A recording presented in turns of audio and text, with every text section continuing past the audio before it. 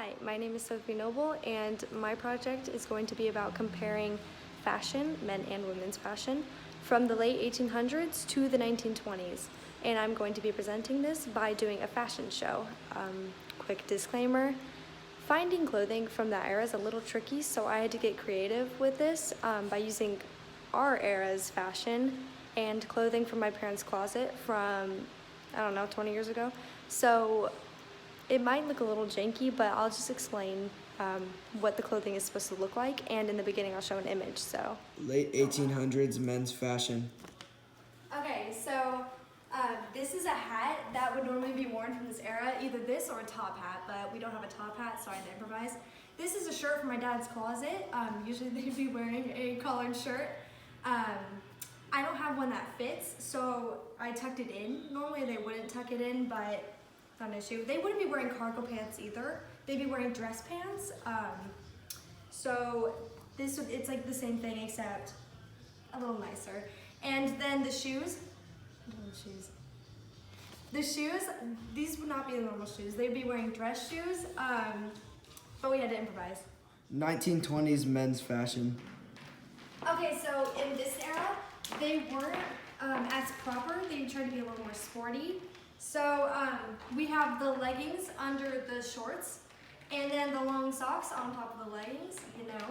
And I tried to get like sporty shoes, so I just used my brother's soccer cleats.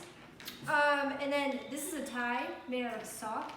And then they had the normal collared shirt to go with it. Sometimes they would wear a vest over the collared shirt. And you didn't see hats as often. They still wore hats, just not as often. And they would wear, if they were to wear a hat, they would wear the hats that I wore in the previous walk. Not as much top hats, but definitely the little other hat. Late 1800s women's fashion. Okay, so this one's definitely my most creative one. Usually their hats would be a lot more feathered and big, and they would have their hair up, but my hair's too short to put up.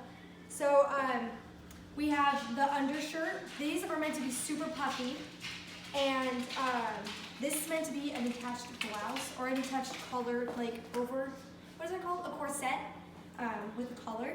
And this is meant to be your super flay skirt, but sadly I don't have that, so this is actually a sheet. And then the heels, they would normally wear very low, chunky heels, but yet again, I don't have that, so we're gonna go with a semi-chunky heel, and yeah. 1920s women's fashion. Okay, so the most iconic way to dress of this era is the flapper.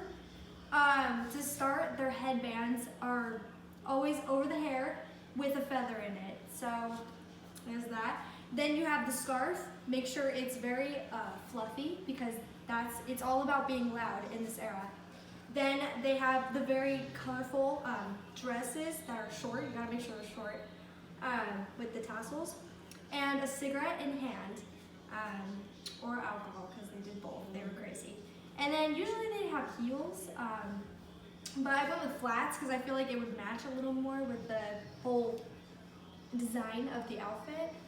And yeah. So to finish off this video, I am recording in my car, so it's not loud, so you can actually hear me. But we're gonna cite off some key differences and similarities between the two time periods of the men's fashion and the women's fashion. So to start, we're gonna start with the men's.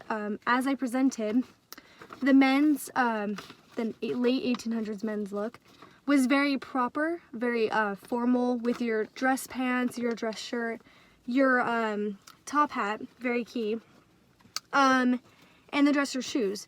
Compared to a major difference in look is that this is sporty, your 1920s, very sporty, a lot more laid back.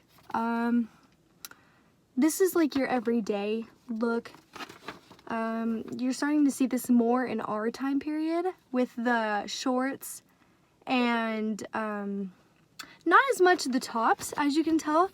In the tops, it's still kind of formal, but definitely down below, they're wearing normal like shoes, not dresser shoes, they're more wearing boots, and obviously the shorts.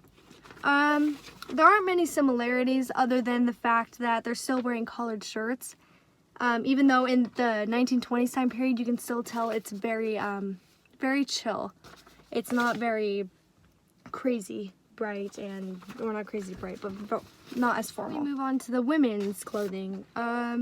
So late 1800s, like I demonstrated, very much covering the body. That's a key difference. It's meant to be very traditionalist style, very like formal female, innocent kind of stuff. So they're covering their legs, very important. They have the corset to make themselves even more hourglass feminine. And then obviously those bright hats that draw attention and are huge and meant for long hair.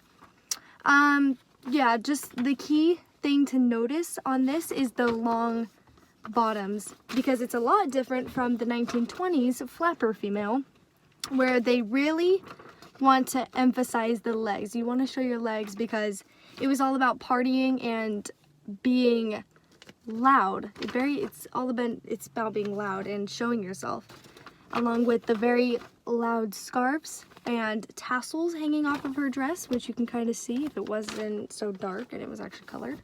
And then the big old feathers in the hairs. Like, this is about being very, very loud. Like, that is the goal of the flapper, is to be loud and to be different from traditional female stay-at-home kind of lifestyle. So yeah, some similarities, probably just the hats, I guess. The 1800s hat is still pretty like feathery, pretty loud, and so is the 1920s female. So yeah, these two are a lot more different, crazy changes. Not as like the men's is a lot more similar than the females. And that's it. Thank you for watching this crazy long video. Yeah.